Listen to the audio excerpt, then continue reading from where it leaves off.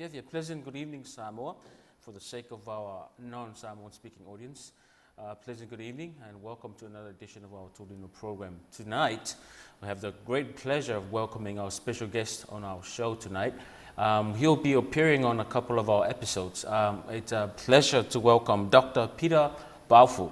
Dr. Peter Baofu is an American visionary and author of 144 theories and visions, with 178 scholarly books and many other numerous articles that he's written, and he's well known all over the world.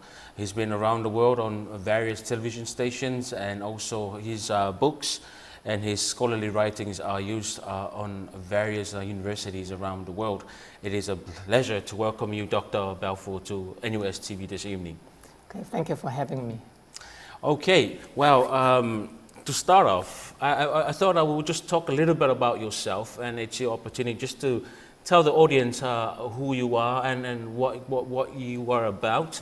And I've noticed that you've been all over the world on various television stations doing interviews. And I wanted you just to touch base on why is it important for you just to get the message out to people about yourself. Yeah, you had mentioned some of my works already, so maybe I can just add a few more. I'm the author of 178 books so far in all fields of knowledge in relation to the mind, nature, society, and culture. That is, in all fields of the formal sciences, the natural sciences, the social sciences, and the humanities. And I try to provide different solutions and visions, and I have provided more than 145 different new visions and theories of the human future in relation to the mind, nature, society, and culture. Not just for one culture, one society, and one specific group, but in the entire planet Earth. And that's why I have been in more than 127 different countries by now, and shall be more. So that is the global project that I'm doing, because I'm trying to provide solutions to global problems. And that's why it's so important for me to go to so many different countries. And as you just said, I was also interviewed on TV around the world in relation to some of the solutions that I propose to solve some of the global problems on Earth. Wow. The word that comes to mind is genius. And we talked about solution to global problems. Now, for a small country like Samoa, we are not immune from the global issues that are happening around the world. As you will know, when something happens in Europe or in America or wherever in the world, it also affects our small island nation. Interesting. You mentioned rhetoric. Yes. Now, I want to draw our attention to mass media and communications and media in general. There's a lot of misinformation going around, and there's a lot of good information going around from the media. And words like propaganda just come to mind. in the civilization history, I mean, in latest civilization history, I would say, when the Nazis, went out for world domination, the media played a big part in it. And I'm wondering what are your thoughts and your theories about the role of mass media in general with regards to the situation where the world is at right now? The mass media, I prefer if you have some specific issue in mind, but anyway, I can just go into that. That's also fine too. The mass media, because I have also written quite a number of books on mass media and journalism and rhetoric and all that. The mass media, of course, has some major impact, but I don't think that the mass media has the impact that some people would like to say. I think that's over-exaggerated. In fact, let me give you some example, using the local example again, okay, because you were in Samoa. I spoke to some people in Samoa, especially those who are migrants, let's say they go to Australia, New Zealand and work and come back, and for a few days or whatever, a few weeks, and then go back again and waiting for the next assignment.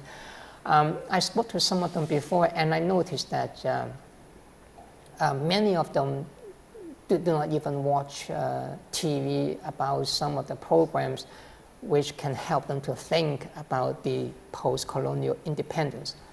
they are not aware of any of this issue at all. They are not educated in any of them.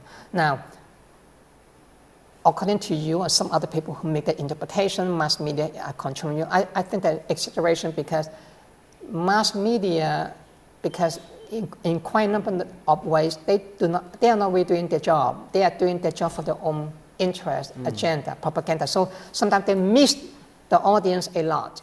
And the audience that they want to catch is not listening.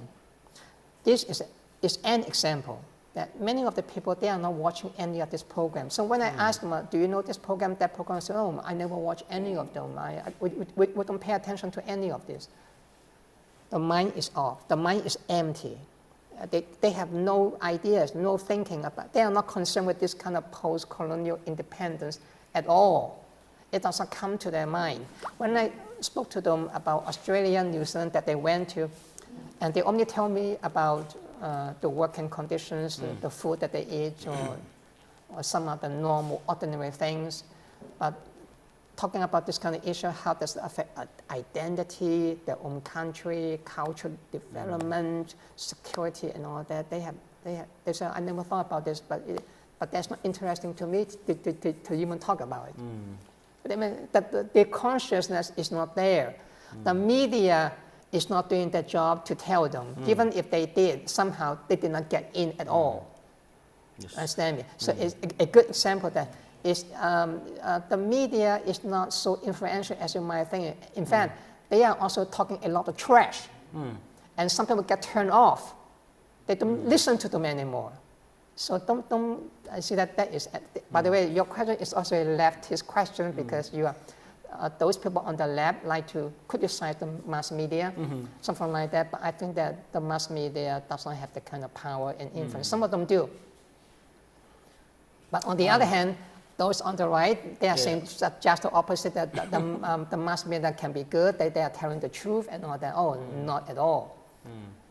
The media is often referred to, and I think a gentleman from Britain coined the phrase the fourth estate.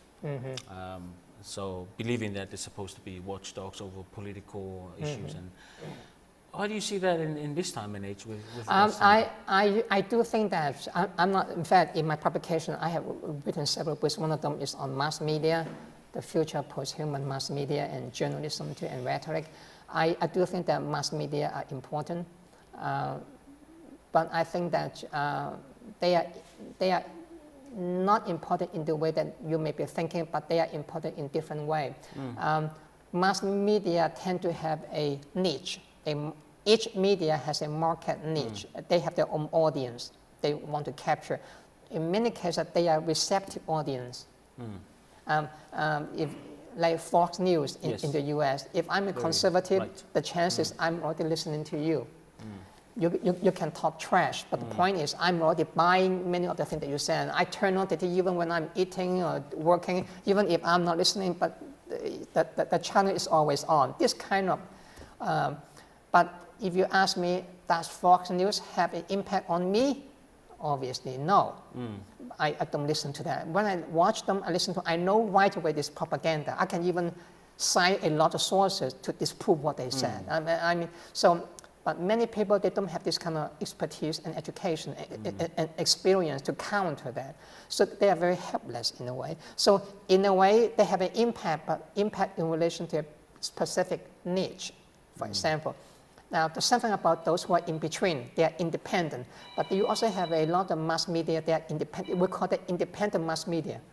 They also have their own niche too. Yeah. So they have some, but in a limited way, they have certain market. Me, I watch all of them because I'm not happy with any of them. They cannot create a niche for me because people like me is just so unusual. I just watch all of them. I still don't believe in any of them, but I will use the information from all of them to criticize them.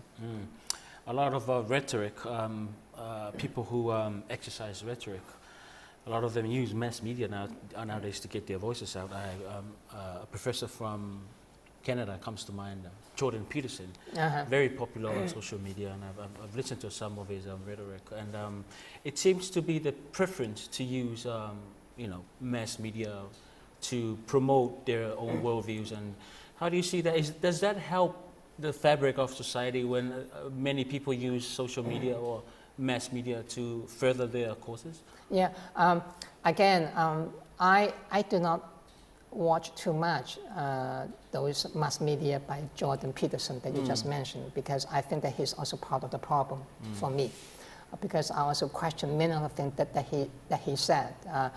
The problem with other people confronting him is that he is quite, he has certain advantage to some of the people in many of the debates or audience, because he knows his subject, so he knows how to manipulate what he said to challenge them. Unfortunately, in many of those debates, they don't invite some high-level intellectual to confront him. The people that are invited to talk to him are people, they are often below him, several levels below. So I listen to some of that, I feel very frustrated that how come those media, they are failing their job. In a way, they are doing propaganda now. They are inviting people, and they invite those who challenge him. They are several levels below him, and those people do not know much of anything. So they cannot confront him. So that's not good for scholarship.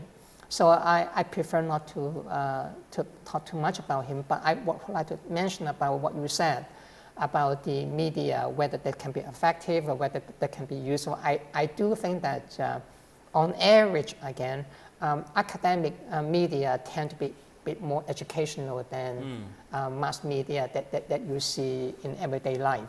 Because academic media, they tend to be much more intellectual, much more debating, much more educational, much more two-sided, even though many of the mass media, they call themselves educational. In fact, they are not quite educational. They are also doing their own propaganda too. But I said in life, there's no perfection. It's just like looking for a man or a woman to marry. If you want to look for someone who is perfect, you will never get one. You will end up marrying someone, but the person is not perfect, but at least the person can satisfy you to the extent that you can say, okay, I tolerate the negative sides about him or her. There's something about mass media. You pick the independent mass media, the academic one, and they cannot satisfy you, all of them, but insofar as they can give you good scholarship, not perfectly, but at least in a sustainable way, or I think that can be. So in that sense, there can be some value about that. Dr. Peter Baofu, it's been a pleasure talking to you. Thank you very much for availing your time to spend with NUS TV, and I'm sure our audiences, as myself, have, I've been intrigued, I've been educated, I've been enlightened, and I'm sure that our audience have felt the same. Thank you very much for being part of this discussion. And with that, ladies and gentlemen, brings us to the end of our program.